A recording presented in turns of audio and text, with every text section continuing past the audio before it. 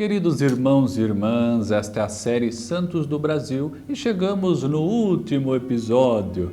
Você está acompanhando toda essa série aqui na DEA TV, o canal oficial da Diocese de Apucarana no YouTube. Perdeu os episódios anteriores? Aqui no canal, na barrinha em cima, playlist.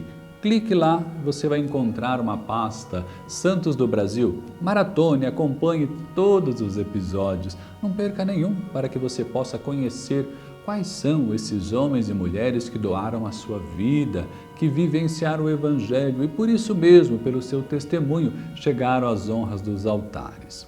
Hoje vamos falar da caçula, desta que tem o número 37 dos santos brasileiros, a nossa querida Santa Dulce dos Pobres. Nascida Maria Rita de Souza Brito Lopes Pontes, nasceu em Salvador no dia 26 de maio de 1914. Para quem é bom de história, estamos falando do período da Segunda Grande Guerra Mundial, né? O mundo em guerra e no Brasil nascia uma doce flor, Dulce dos Pobres. Morre em Salvador no dia 13 de março de 1992. Na questão cronológica ontem, né? Muitos de nós já vimos, já nos deparamos com imagens da querida Santa Dulce na TV, né? Enfim, já vimos foto, já conhecemos, ao menos já vimos um pouquinho da sua história. Ela é professora, como todas as meninas de sua época, né? Foi estudar para ser professora, mas não se deu bem como professora. Por quê? Porque a sua vida sempre foi uma vida de muita doação. Embora ela quisesse, né, como toda menina de sua época, agradar os pais, fazer aquilo que era próprio da sua época, ela sempre se destacou nesse sentido. Não era uma pessoa de família pobre, mas a pobreza sempre a acompanhou, não como condição, mas como missão. Para se ter uma ideia, aos 13 anos de idade, a sua casa já era conhecida como a Portaria de São Francisco. Mas por que, padre? O que uma menina de 13 anos pode fazer? Ela fazia o que era possível fazer. Era uma comida, ajudava a lavar a cabeça de um doente. Imaginem, minha gente, na Salvador, da época ali da sua infância, o índice de pobreza, de mortalidade era maior do que o de natalidade. O índice de violência era terrível, né? Então ela fazia o que era possível, dava algum alívio, algum afago a tantos homens e mulheres que sofriam e padeciam. Como disse, depois faz a sua formação de professora e quando está perto de se formar, né, o pai, um professor, um catedrático, né, também dentista, pergunta se ela vai querer o anel de professora. E ela troca o anel de professora pelo véu de religiosa. O único período que sai de Salvador é quando vai fazer os seus estudos, né, religiosos, que ela vai para o Sergipe. E ali faz toda a sua formação de vida religiosa na congregação das Filhas de Maria Imaculada, né? E ali ela faz os seus estudos, volta, a congregação tenta aproveitá-la como professora, mas não funciona, né? Ela não quer a sala de aula, ela quer estar junto do povo que sofre. Santa Dulce, então, começa o seu trabalho, o seu apostolado, ali na região dos Alagados, né? Uma região de palafitas, casas ali quase que em cima mesmo daquela região, né, alagada mesmo, né, de uma pobreza extrema. E ali ela começa o seu apostolado, de dar um pouco de dignidade. Ainda em vida, o primeiro título que ela recebe pelo seu trabalho nesta localidade é Anjo Azul dos Alagados, azul pela cor do escapulário do seu hábito, né? O seu trabalho vai crescendo e é claro que os pobres, os doentes, os necessitados vão aumentando. E ela então fica sem muito o que fazer, né? Não tinha onde mais acolher estas pessoas. Nesse sentido, foi um pouco rebelde, porque se ela sabia de alguma casa vazia, ela adentrava e colocava ali os doentes, porque precisava de algum lugar para botar esses doentes, né? Para que ao menos tivesse uma recuperação, ou se fosse o caso de óbito, ao menos terem dignidade neste momento, né? Foi expulsa de muitos lugares, inclusive, né, pelo prefeito da época, foi expulsa de lugares públicos, né, o mercado do peixe, também depois nos Arcos do Bonfim, até que ela, conversando com a sua superiora, pede o galinheiro do convento, né, para que ela colocasse ali o número já de 70 doentes, né? A madre concorda.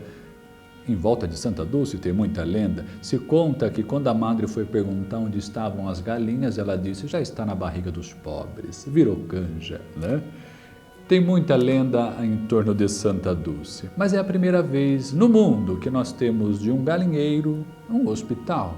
Ali nasce então o Hospital Santo Antônio, que é como que a gênese da grande obra, né, social Irmã Dulce, que hoje existe em Salvador, que faz uma média de 3 milhões de atendimentos de saúde, de assistência social em Salvador, né, atendendo também todo o estado. Uma obra 100% SUS, que acolhe, né, não só para os tratamentos de saúde, mas assim, um trabalho social imenso, imenso, com os idosos, com crianças, com pessoas com deficiência, né? É algo incrível o que o trabalho desta mulher, fisicamente tão magrinha, tão baixinha, né? E que dizia com muita tranquilidade que ela não fazia nada. Inclusive ficava brava quando diziam, Irmã Dulce, os seus pobres, a sua obra. Ela dizia, meu não, é de Deus, é de Deus, né? Nós somos apenas instrumentos muito fracos na mão dele. É ele quem conduz, é a providência divina quem conduz.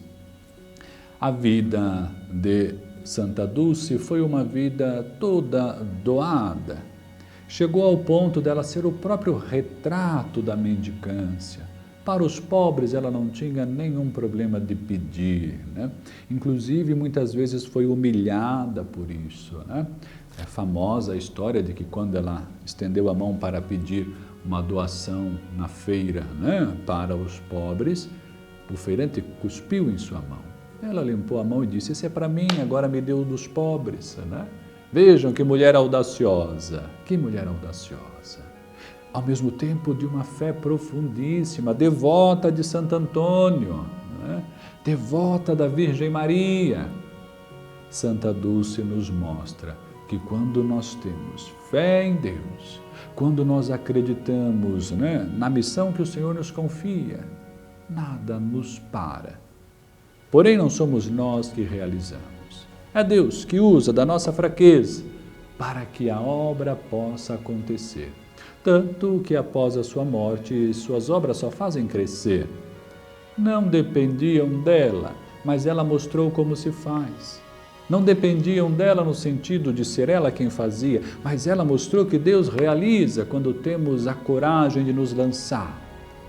Que o exemplo desta mulher, Santa Dulce, que ganha a alcunha de dos pobres, que assume uma missão profunda, desafiadora, nos encorajem a multiplicarmos os seus gestos.